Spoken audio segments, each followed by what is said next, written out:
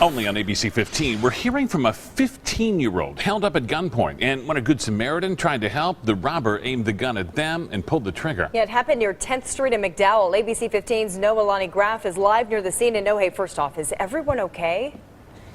Stephanie and Steve, yes, thankfully turns out that gun was empty. No less terrifying, though, and it did give the robber a chance to get away. But I want to talk to you about how this happened, because so many of us are guilty of doing just this, walking, looking at our phone. Well, in this case, it made that teen a target.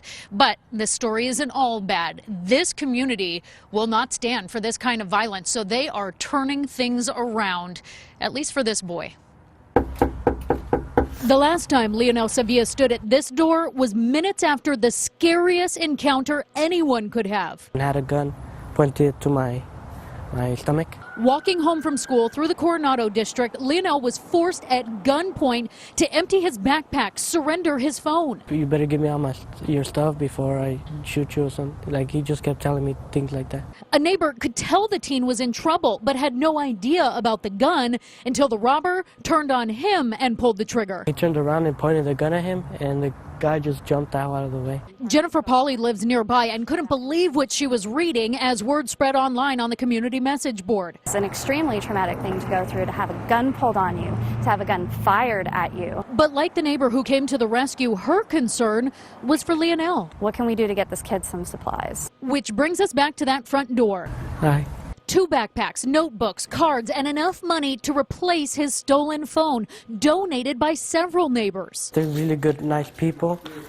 They went out of their way to just help me out. So his lasting memory isn't focused on what a monster took, but rather what helping hands were ready to give. Thank you. So Phoenix police say the suspect is a Native American man, 18 to 20 years old. He was a passenger in a teal-colored car, and a woman was driving, so you can bet everyone around here is going to be on the lookout. And Stephanie, speaking of being on the lookout, I got to tell you, the people who rushed to help this kid also went so far as to call his school, let them know what happened, and that his homework is going to be a little late. What amazing people we have living in our community to take care of this little boy and do what they can. And terrifying situation. We're so happy to hear it has a happy ending. No, hey, thank you.